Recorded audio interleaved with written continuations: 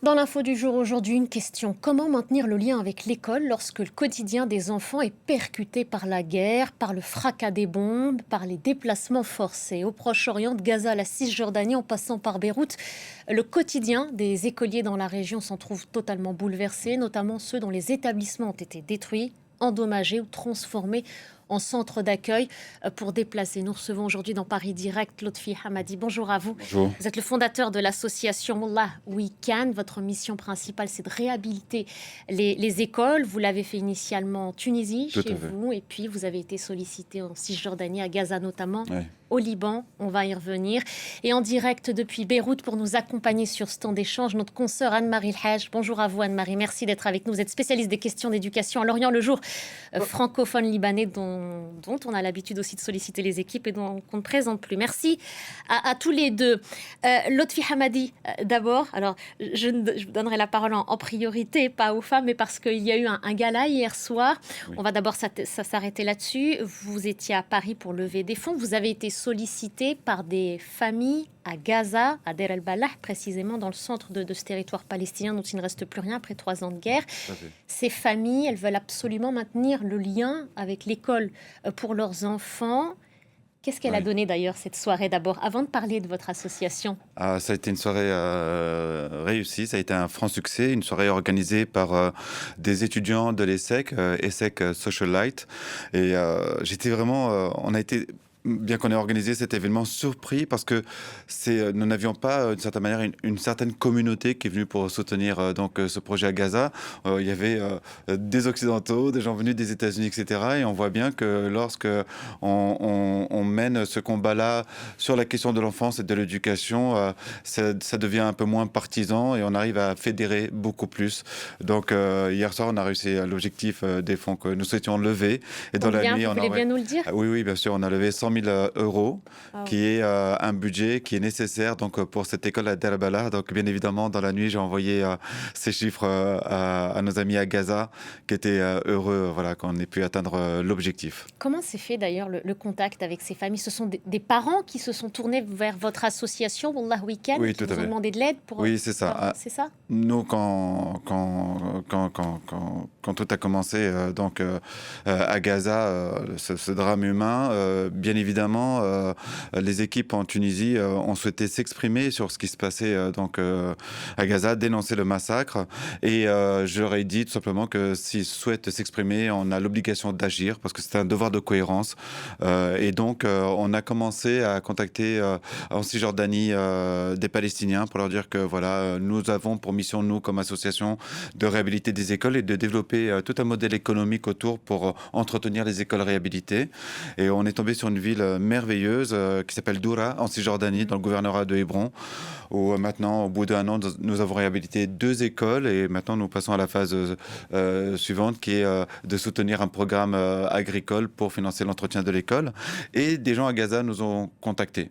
Parce qu'il faut savoir quelque chose, c'est que quand on parle d'école, ce n'est pas seulement une école, c'est un lieu de vie. L'idée pour ces enfants survivants qui sont traumatisés, c'est de leur permettre de se retrouver entre eux. C'est de garder cette part humaine en eux, de se retrouver entre enfants et avec les moyens du bord, d'avoir des petites activités scolaires, mais également et surtout ludiques. Et donc, ces familles à Gaza, parce que parfois, vous savez, on nous dit oui, mais c'est quoi cette idée de faire des écoles à Gaza alors que tout est détruit? Eh bien, c'est pas nous qui l'avons voulu, ce sont les parents là-bas parce qu'ils souhaitent continuer à permettre aux enfants et de se retrouver, mais également de continuer à avoir accès à l'éducation. Parce Et que c'est pour très eux, important. c'est aussi une urgence de pouvoir maintenir ce Bien lien sûr. avec l'éducation. Anne-Marie Haj, la situation est différente au Liban. Elle n'est pas comparable à ce qu'on vient de décrire à Gaza, mais néanmoins, elle n'en demeure pas moins préoccupante. Quelle est la situation dans le pays quant aux écoles depuis le 2 mars dernier? Écoutez, la situation est particulièrement compliquée cette année, d'autant que le Liban sort de plusieurs années de crise qui ont touché le secteur de l'éducation au Liban. Et donc, l'éducation aujourd'hui fonctionne à plusieurs vitesses. Il y a les élèves qui viennent des régions de déplacement, les régions bombardées, on va dire, et qui sont déplacés eux-mêmes. Il y a les élèves dont les écoles servent de lieu d'abri. Et il y a aussi les autres écoles qui fonctionnent normalement dans les régions qui sont épargnées.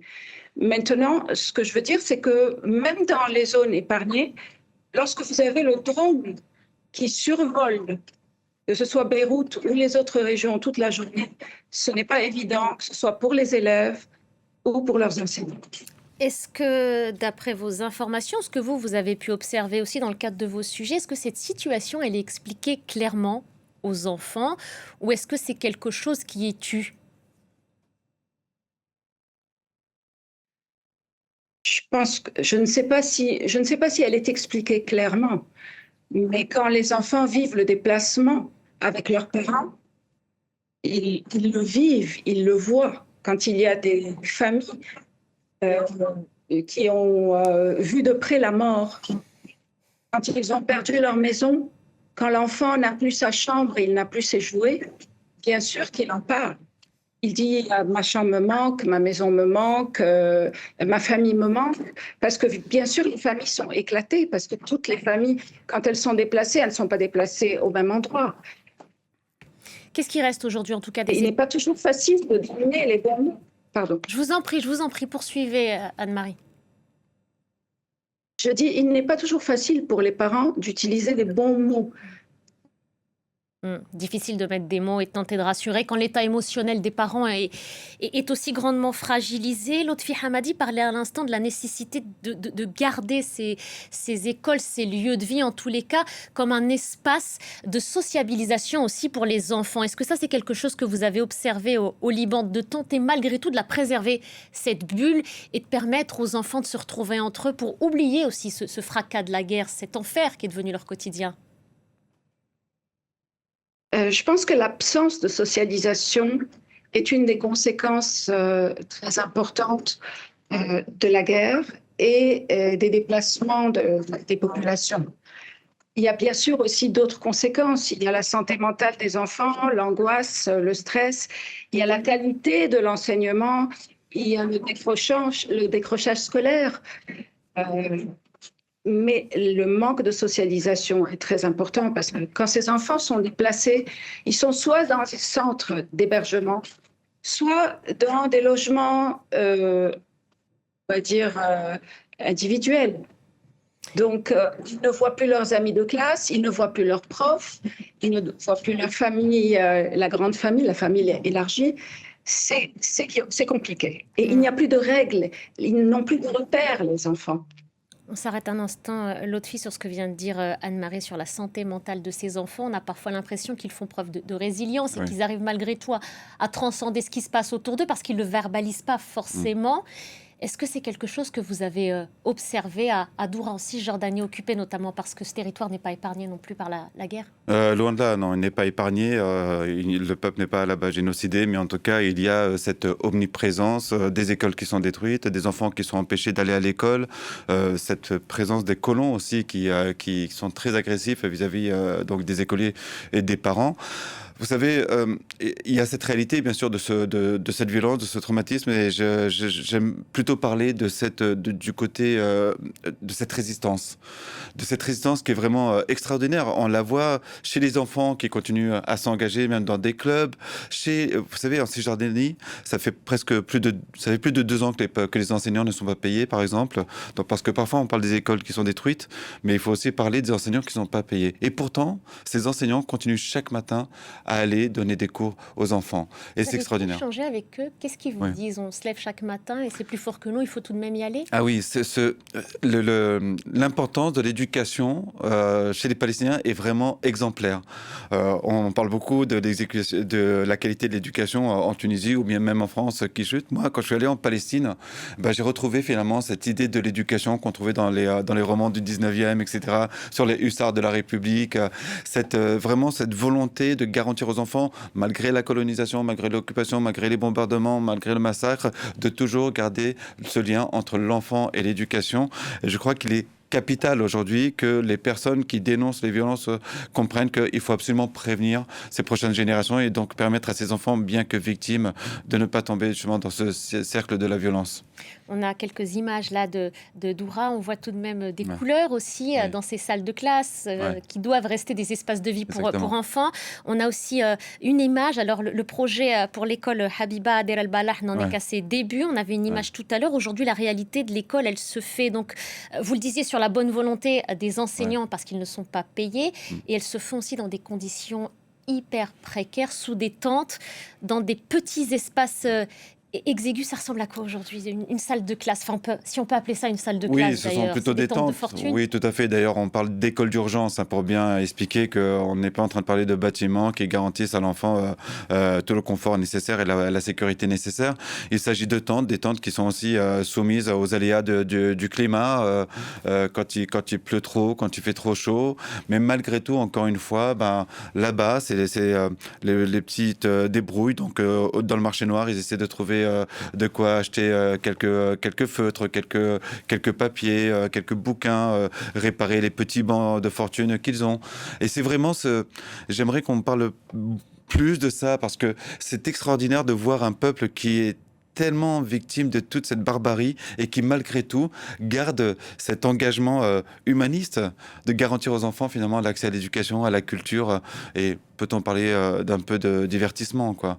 Et c'est fou de voir aussi ces enfants qui reviennent vraiment à des jeux très basiques et tout et qui au milieu de ces ruines-là jouent aux billes, etc. Et cette volonté de vivre, nous en Tunisie on a un grand poète qui parle de Iradat al-Hayat, la volonté de vivre, c'est l'hymne national tunisien.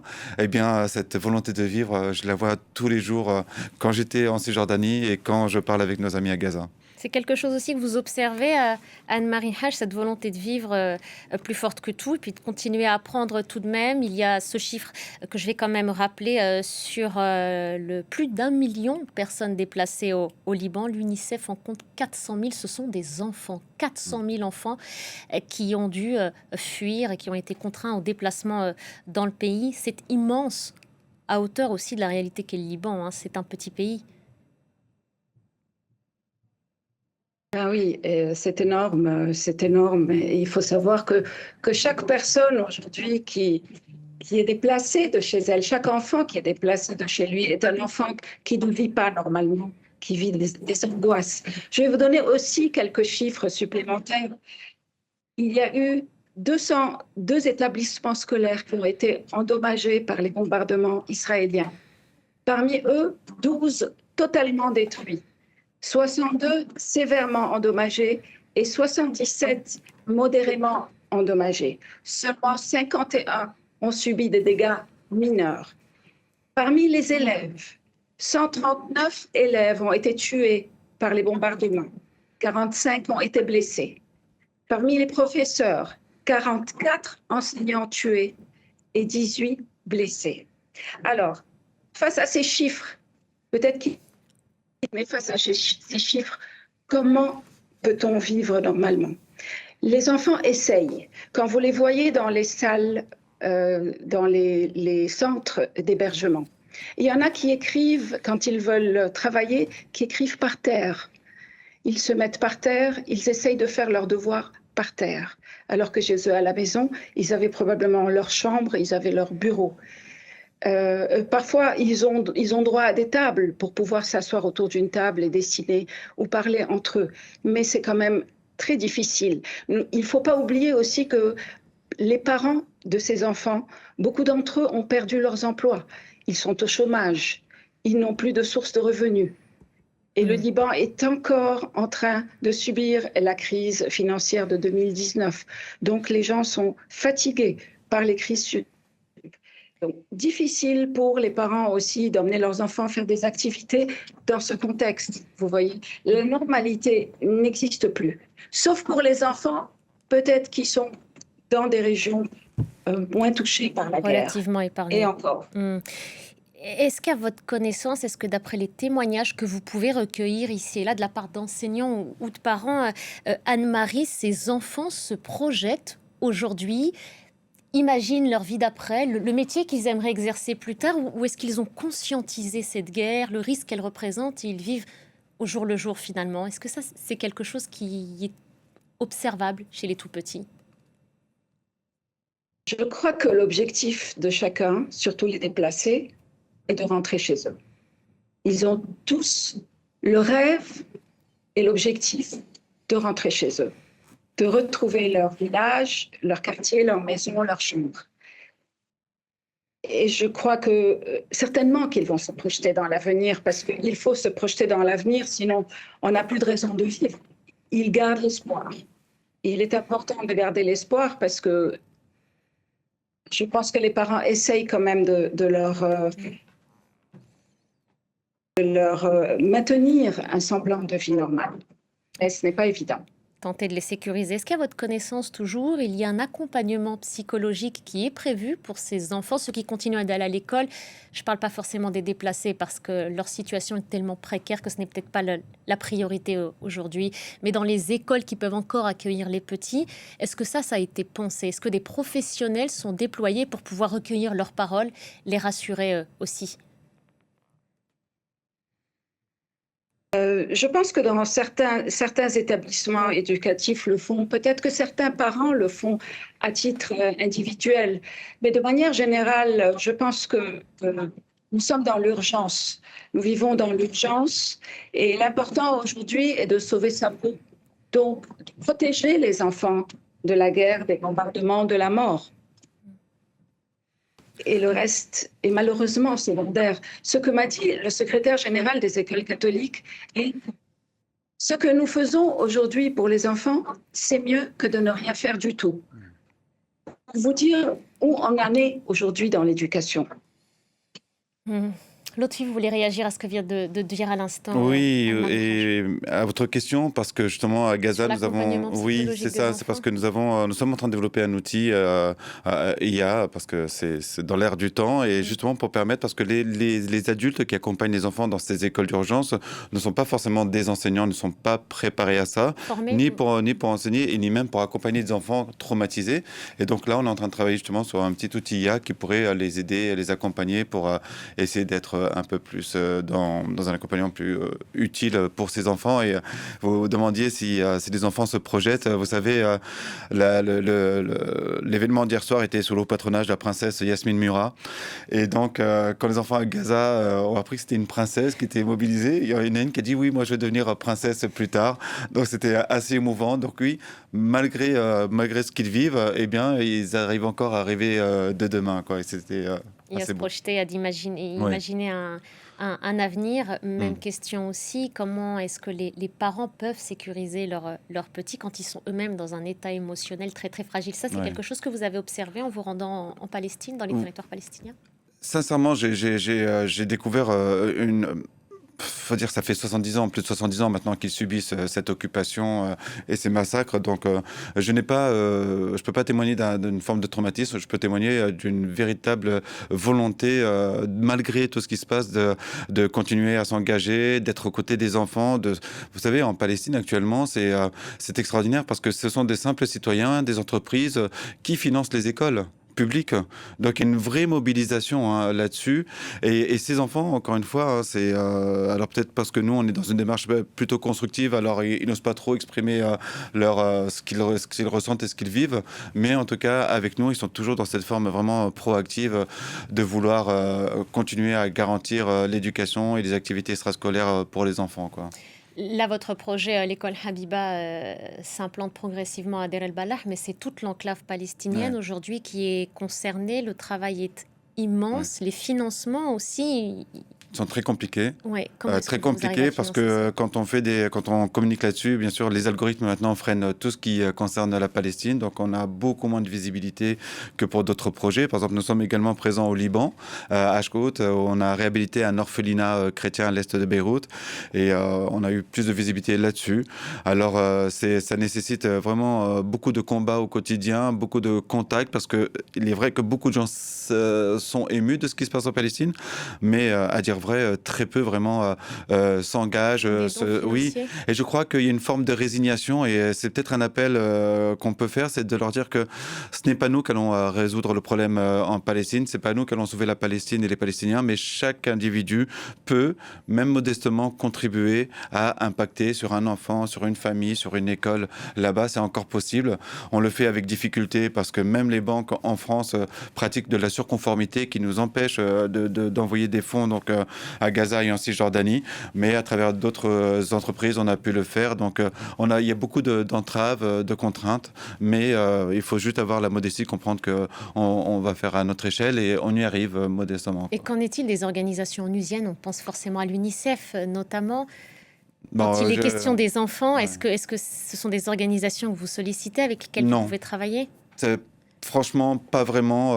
Nous, on considère que les Nations Unies, c'est surtout une usine à reporting, c'est-à-dire qu'il y a beaucoup de fonds qui sont alloués pour de l'expertise, etc., mais très peu, et ça, je peux en témoigner en Tunisie, pour des projets concrets sur le terrain et durables. Et c'est peut-être cette approche un peu plus réaliste que nous, on veut promouvoir, bien qu'il faille, bien sûr, protéger cet organisme des Nations Unies qui est là pour préserver l'ordre mondial s'il y en a encore un.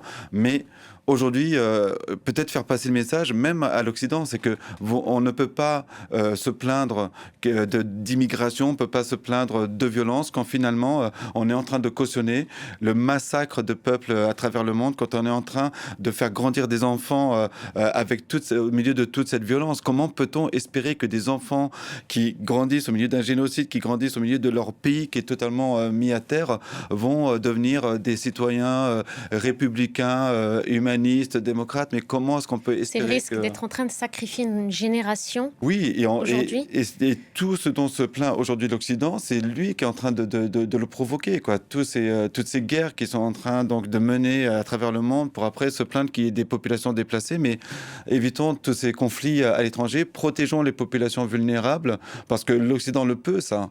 Et donc, protégeons surtout ces enfants. On voit que la question des droits de l'enfant est aussi un sujet, même en France. Il y a une semaine, je souriais en voyant que dans les informations, on parlait des températures qui ont augmenté, de ces enfants en classe qui finalement avaient trop chaud. Mais d'accord, alors si des enfants ont trop chaud en classe en France, est-ce qu'on peut comprendre que des enfants qui sont au milieu de ruines, qui ont leur famille qui a été massacrée, ben eux, c'est peut-être aussi inconfortable pour eux, quoi. Donc comprendre que cette question des droits de l'enfant n'est pas le privilège d'une partie de la population dans une partie du monde. Si on veut se préserver et protéger même ses intérêts, il faut protéger et préserver les intérêts des enfants partout dans le monde. La question du droit de l'enfant, Anne-Marie El-Hajj, elle doit être universelle, a fortiori au Liban aussi. Vous partagez ce que vient de déclarer à l'instant Lotfi Hamadi? Bien sûr, la question du droit de l'enfant est très importante et tout le monde en est conscient. Le ministère de l'Éducation fait vraiment ce qu'il peut faire pour ça. Les associations locales et les organisations internationales font tout ce qu'elles font pour assurer un minimum aux enfants. L'école continue malgré tout, hein, malgré tout ce qu'on a dit. Les enfants poursuivent un enseignement hybride ou en ligne. Ce ne sont pas les meilleures conditions, mais ils font ce qu'ils peuvent avec les moyens du bord, je dirais. Et par rapport à la période Covid, où l'enseignement en ligne a été catastrophique au Liban, il y a eu quand même des efforts et des progrès qui ont été réalisés. Donc, on ne va pas être que négatif. Il y a quand même une évolution qui a été faite, qui a permis aux enfants de continuer à aller à l'école, de continuer à apprendre. Maintenant, il y a le reste, bien sûr, il y a les violences contre l'enfance, parce que la guerre, c'est une violence indicible contre l'enfance, et il faudrait quand même que ça s'arrête. Il est temps que ça s'arrête. Merci beaucoup Anne-Marie El-Hajj, spécialiste des questions d'éducation à Lorient Le Jour. Merci d'avoir pris le temps de répondre à nos questions. Merci beaucoup Lotfi Hamadi, fondateur de l'association Wallah Weekend. Merci d'être passé par le plateau de France 24 et d'avoir partagé les projets en cours.